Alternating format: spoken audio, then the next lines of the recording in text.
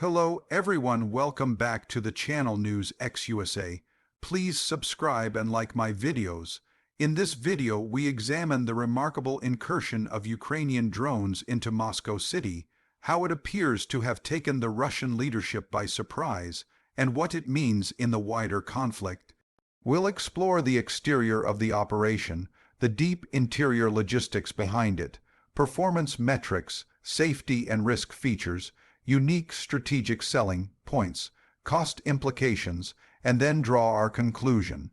#Ukraine, #Moscow, #drone strike, #Russia-Ukraine war, #drone warfare, #NewsX, #Putin, #UAV tags, separated. Ukraine, Moscow, drone strike, Putin, Russia-Ukraine war, UAV, drone warfare, Moscow City attack, Ukraine drones, Russia defense, war news, military technology script approx. 2000 words. Hello everyone, welcome back to the channel NewsX USA. Please subscribe and like my videos. Today we are diving into a very significant event in the ongoing conflict between Ukraine and Russia. The use of Ukrainian drones penetrating into Moscow City airspace, an operation which appears to have caught the Russian leadership off guard. We will walk through what this looks like externally, then delve into the interior logistics behind the mission, review the performance, discuss safety and risk features, examine unique strategic selling points, assess cost or price, implications, and then wrap up with a conclusion about what this may mean in the broader conflict. First, looking at the exterior dimension of this operation, from the outside, this mission sends a very clear message.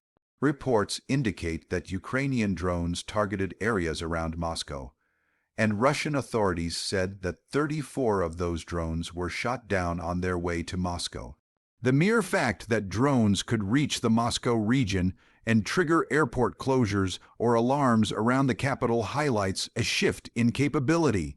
The exterior manifestations include radar alerts, air defense activation, flight disruptions in Moscow's vicinity, and the psychological impact on civilians and officials alike. One report noted that a drone crashed into a residential block in a Moscow suburb, injuring 5 people, including a child. From the view of Ukraine, the exterior dimension is about penetration, sending unmanned systems deep into enemy territory, forcing the adversary to defend further from the front, and signaling that Moscow is not invulnerable. From the view of Russia, the exterior dimension is about defense, the need to detect, intercept, and neutralize threats closer to the heart of the nation. The exterior also creates disruption. When airports or major transportation hubs are affected, for example near Moscow, the cascading effects on civilian life and morale become part of the operational effect. In short, the exterior component is both the visible manifestation of the strike and the psychological/strategic ripple it produces. Now turning to the interior logistics. This is a much deeper and more complex dimension, and arguably the most critical part of this kind of mission.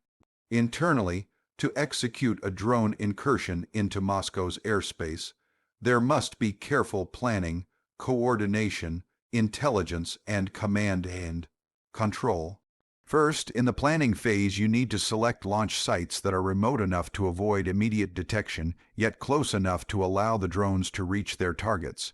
You must consider the drone's range, payload capacity, navigation system, and counter-electronic warfare robustness.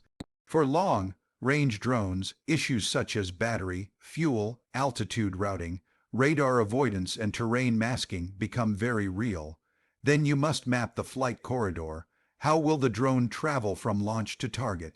What known air defense radars exist? What routes are less defended? Are there terrain features, ridges, forests that can provide concealment? You must factor in weather, wind, time of day, and electromagnetic conditions. Next, the launch process itself, maintenance of the drones, pre-flight checks, calibration of sensors, communication links to the command center, encryption of data/feedback links, backup systems in case of jamming or data link loss. Then once the drones are airborne, interior operations involve telemetry monitoring, course corrections, perhaps switching from remote control to autonomous mode if communications are jammed or lost, triggering of onboard sensors or cameras, real-time decision-making if interception is likely, and abort logic if the risk is too great. There must be interior protocols for what happens if a drone is compromised, captured, or crashes in civilian, populated areas. For example, self-destruct or fallback to crash, landing in safe zones to avoid technological capture. These are interior safety measures as well. Furthermore, the supporting infrastructure, ground stations or mobile command posts, real-time intelligence feeds on Russian air defense activity, perhaps signals intelligence SIGINT to detect radar emissions, maybe decoy or jamming support to distract or saturate defenses. Post-mission logistics also matter, recovery of downed units if possible, analysis of data captured, intelligence exploitation, repair/retrofit cycles, lessons learned for newer missions. All of this happens behind the scenes, but it is indispensable. You cannot successfully send drones into a defended space like Moscow without serious interior logistics. The interior dimension is thus about engineering, coordination, intelligence, risk mitigation, command and control, and adaptation. In the case of this mission, the fact that drones reached the Moscow region, triggering airport closures and prompting official commentary, suggests that Ukraine has matured its interior systems to a degree. The drones likely had sufficient range, sufficient stealth or evasive routing, and Ukraine would have used stealthy routing or counter-defense techniques. Interior logistics also mean that although many drones were intercepted or shot down, the portions that succeeded still had their intended effect, reaching target airspace, generating alarm, and causing disruption of Russian defensive assumptions. So the interior machinery, unseen but critical, is a major part of this story. Moving on to performance, how did the operation fare in observable terms? According to a Reuters report, Russia said 34 drones were shot down on their way to Moscow, and a total of 193 Ukrainian drones were destroyed in other regions. That gives a sense of both scale and loss. The performance measure includes the ability to reach target area, the ability to avoid detection for a time, the ability to force disruptions within Moscow or its environs, and the ability to send a strategic message.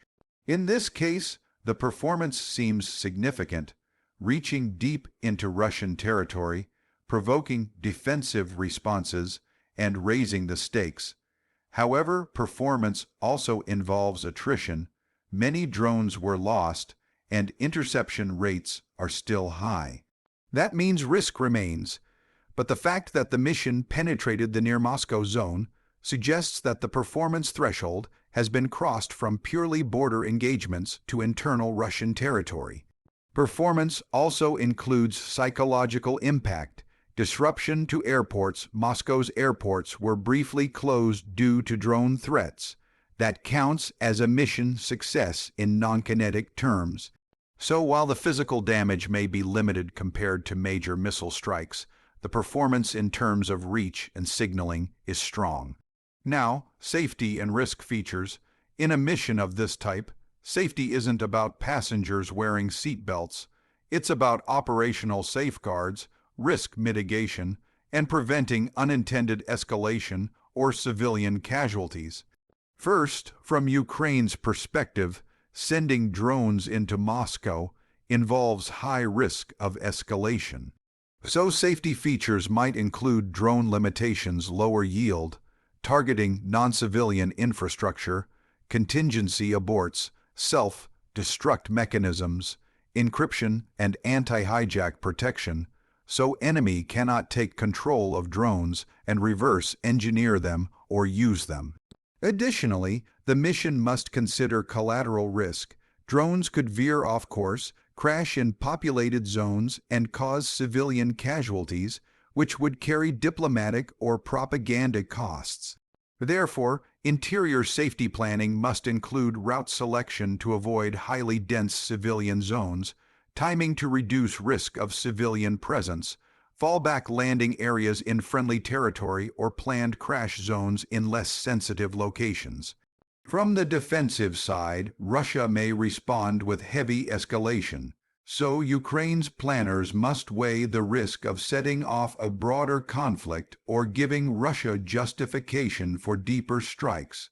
Thus, rules of engagement and political oversight are part of the safety architecture. Internally, the drones themselves may have features like encrypted comms, anti-jamming capability, autonomous fail, safe return or destruction, and redundancy in sensors. On the Russian side, safety features center around detection, interception, jamming, civilian warning systems. Nevertheless, the fact that drones penetrated suggests Russian safety/defensive features were tested. In summary, safety and risk are built into both the planning and execution, acknowledging that while unmanned drones reduce risk to friendly pilots, they carry geopolitical and operational risk, which must be managed. Next, unique selling points, or in military/strategic terms, unique advantages of this operation. First, USB, reach deep into enemy territory. The ability to send drones into Moscow region shows that Ukraine is not limited to its immediate front lines. That depth gives strategic surprise. Second, USB, cost-effectiveness.